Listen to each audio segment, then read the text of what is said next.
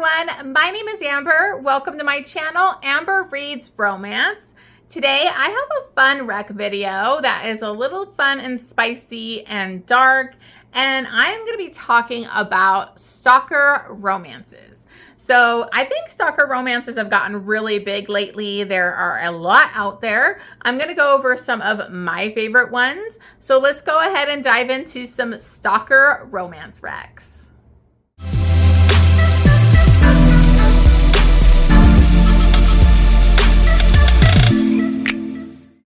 Okay, so I'm going to go ahead and dive into some of my favorite stalker romances. I had quite a bit on a list, so I'm only going to go over about like 9 because I don't want to make this a super long rec video, but these are some really good options for you if you do enjoy stalker romances.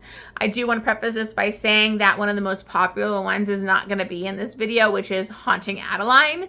I'm not going to go off about my issues in it here because if you're not new to this channel, you already know I didn't really love that book, but I know it is beloved to a lot of people. I'm definitely in the minority. So if you happen to love that book, don't like hate on me for not loving it and going away from this video, because I think this will give you some other good stalker options if that's something that you really loved.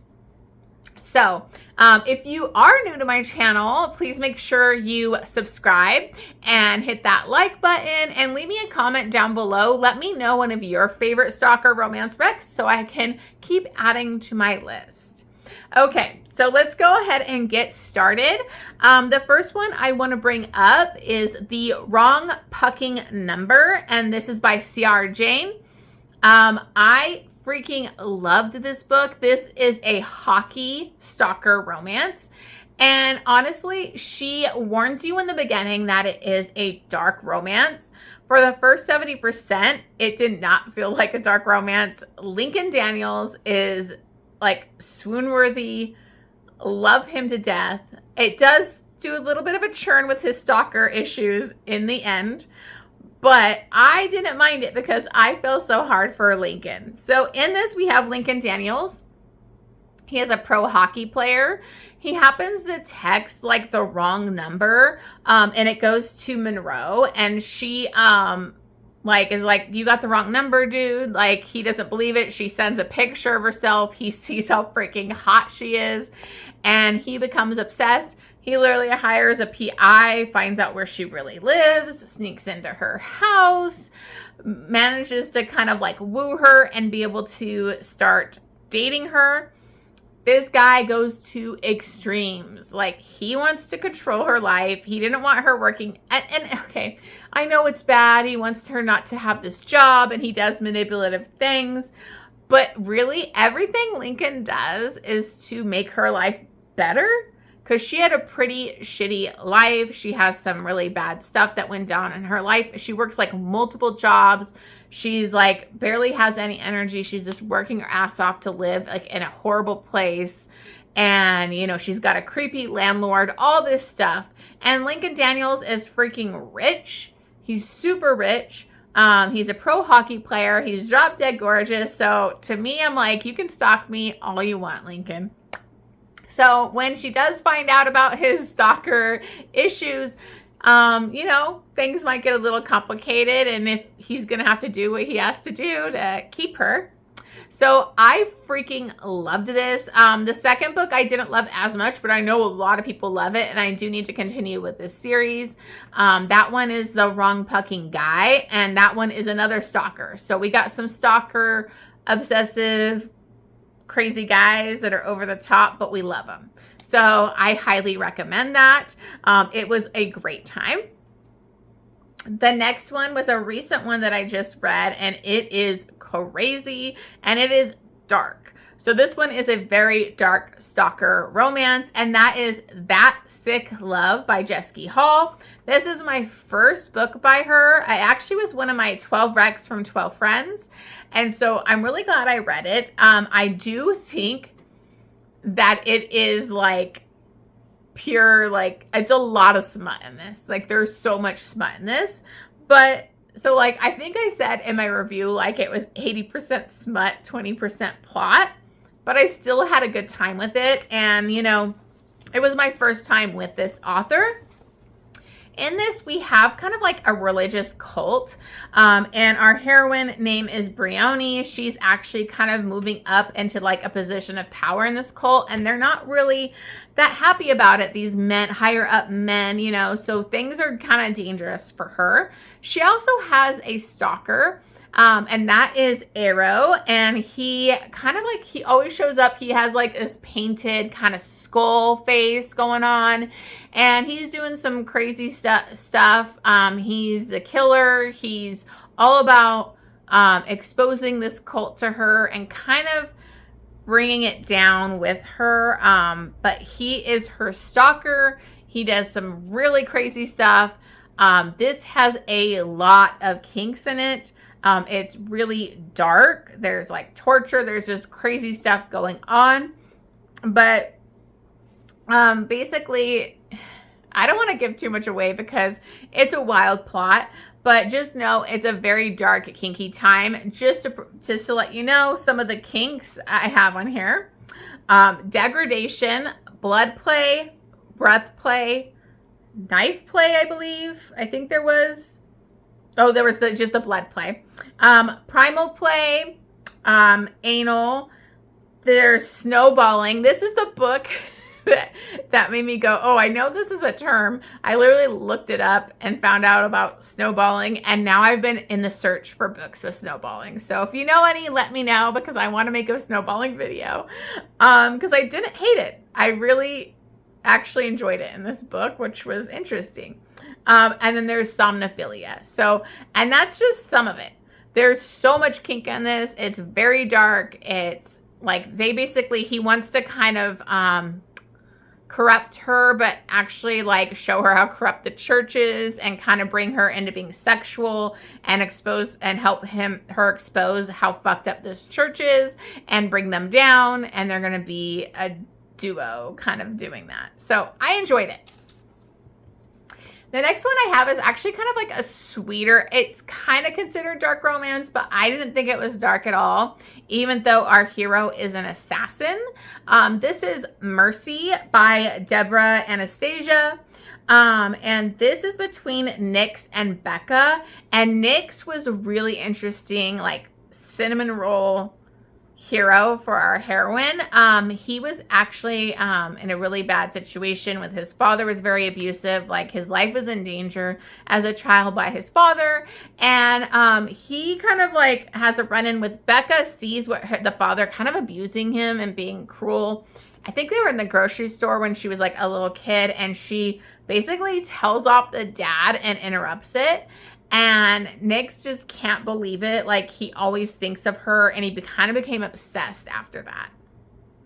So he basically started stalking her. He is an assassin. He actually has a full body skeleton tattoo. So I mean the face, skull, like whole body. It's intense. So, yeah. So he's been stalking her. He even has he created this game app that she's addicted to purposely so he could watch her through it. And it's this weird, I think it was a claw game thing that she could do, and then they deliver you the thing, and he would hand deliver, because really she's the only person it's for. So it's crazy. But he's watching her from afar. He doesn't really ever get involved, but her work ends up, I think she was at this bartending kind of thing, and they were gonna do this dress up Halloween kind of type of party, and then so that was a way he could actually come with all his tattoos and stuff. So obviously she's gonna find out about how involved and how stalker he was, but he was so sweet. He also was rescuing kids from evil people, and I mean, yeah, he is an assassin, but I really thought it was cute. So it was a sweet stalker one. So that one is a really fun one. Okay, so then I have Notice by K Webster. I absolutely love K Webster. I think she does off the wall, crazy stuff. And in this, we have Grayson and Violet. And Violet has been working for Grayson, I think it's for 6 years. And she's his personal assistant. He really doesn't even notice her. He doesn't pay attention to her. Treats her like crap. And so she's kind of had it, and she kind of slams down, puts her 2-week notice on. And the moment she does that, he notices her. And he's like this very zeroed in, obsessive kind of guy. And he becomes obsessed, finds out where she's living. He sneaks into her place while she's asleep. He watches her sleep. He marks her while she's asleep. I mean, there's even a point where he's like under her bed while she's sleeping. So it is weird. This guy and she has like some trauma in her past, but this guy takes things to another level. So I don't know. It was a fun time. It's crazy. It's K Webster. It's a quick one. I really enjoyed it for what it is. So I think that's a really fun one that's not like a super like mafia dark crazy one for you. I mean, it does have some really crazy stuff in it because he is sneaking into her house and doing shady shit. But okay, so another mafia one that I have. This one is not my favorite in the series, but I want to bring it up because it's the first book and I think some people really enjoy it. But there is, of the fourth book, also has a stalker type of thing, and it's my favorite. And this is Nero by S.J. Tilley. This is the first book in the Alliance series, and this series is like blown up. So I think if you enjoy, like, I think Nero was good, but it's not the best. But I wanted to bring up the first book for you because I know a lot of people do love it. So this is Nero and Peyton, and Nero ends up like kind of showing up in Peyton's house. Like he goes on the balcony to like kind of hide for reasons.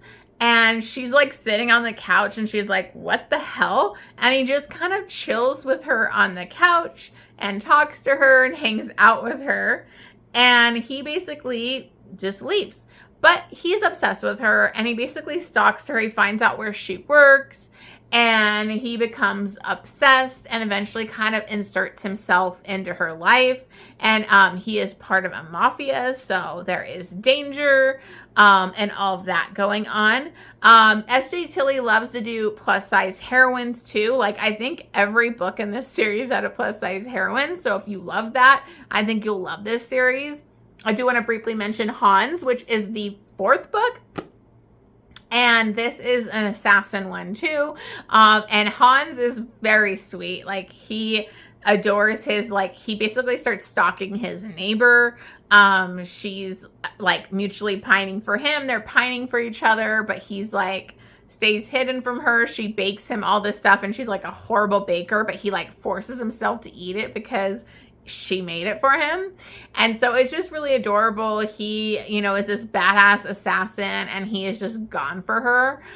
He has like cameras in her house, but not to like get in her like private space or anything. He's like mostly to make sure she's safe and stuff like that. So that one I highly recommend. It was my favorite, although I haven't read Dom yet. So, okay. So another series, I don't know if you will love the whole series, but I know a lot of people like it. The first book I really loved, but it got really dark and crazy later in the series. And the first book is Until Tomorrow Comes. This is the Beauty and Lies series by Adelaide Forrest. And this is Rafe and Issa's romance. Rafe, if you've ever read Adelaide Forrest's Blondie series, he's kind of introduced in that. And he actually discovers Issa, but he sees her when she's like 16. She's underage, but he's like immediately obsessed. Like, that's my woman. That's my woman. I want her. But Mateo and like the Blondies are like, hell no, she's underage. You need to wait. So he ends up waiting till she's 18. He stalks her. He lives in a different country most of the time. He was in there, like in New York helping. I think it was New York or Chicago. I can't remember. Sorry. But he actually sets up one of his men to be like, that's younger, to become one of her best friends, so that he's like involved in her life and always watching her, keeping guys away from her. Rafe is over the top fucking crazy, y'all. He is crazy. He does some crazy stuff in this series, way worse than in this book. So just be aware, he takes things to a pretty crazy place. But he basically sets it up when she's 18 where she kind of wins this competition and she gets to go to Ibiza with her friends, and his men is one of those friends. And he kind of woos her in Ibiza. He shows up, woos her, they start dating, but things are not working out fast enough for him, and her friends kind of figure out who he is, and he's shady. So he decides to capture her and take her home with him. And so that's what we have. So he is a crazy stalker. He's been stalking her for years, waiting for her to become of age so he can make her his. I will warn you, in the future books, there is like forced marriage, forced branding, there's breeding, you know, all that craziness. So it gets pretty wild, but if you want a stalker that's pretty over the top, that is Rafe for you. Okay, a really quick one is Hitman by C Hallman. This is in the Heaven and Hell series. A bunch of authors got involved in this, and it's all kind of centered around this sex club. In this, you have Alaric, and he is a hitman, obviously, for, I think it was the Lombardi family. So he works for the mafia. He's a hitman, and he happens to see the bartender there. What was her name? Oh, Monroe. We have another Monroe. Anyways, he sees Monroe and he's really interested in her. He's fascinated. So what does he do? He starts stalking her. And, you know, he gets kind of involved in her life. She ends up witnessing a crime because she gets in a dangerous position where these guys are going to attack her. He kills them. And then he's like, well, you saw me, so now I got to take you home with me. So then he captures her. So you can see some of these stalkers, they end up kind of just capturing the women and taking them home. So those could also be they're captive, which is another one of my favorite tropes. So this one is a really quick one. I don't know if it's still available, but it was available on Audible Plus. A lot of this series was on there, so I would check it out if you're interested in the audiobook. There are some kinky times in this. The big kink is that he's really into somnophilia. If you're not into that, maybe this won't be for you, but I actually didn't mind the way it was handled in this, and I think it was a pretty good option for somnophilia if you're looking for that. Okay, this other one was pretty wild too. This is Fear Me, Love Me. This is by Lillith Vincent. And this is crazy. So this is kind of like a Labyrinth retelling.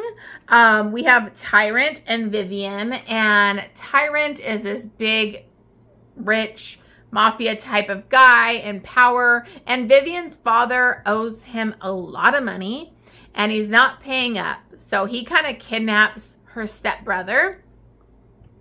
And so she goes off to Tyrant's house to find him. He makes her go through this labyrinth, all this kind of stuff. Things go down in that. And he ends up becoming like totally obsessed with her. So the weird one in this is it starts off in the current timeline where he's already been stalking her for a couple years and kind of being sexually active with her here and there. He's pretty dominant, pretty crazy. And then it does random flashbacks. So that was a little weird, but if you're okay with that, this is pretty crazy.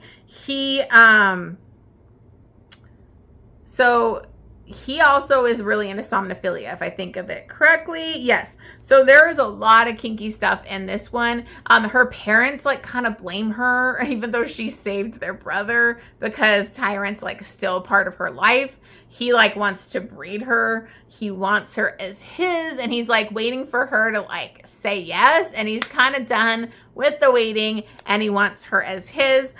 So there's a lot of kinky stuff going on in here. We have somnophilia, impact play, blood play, knife play.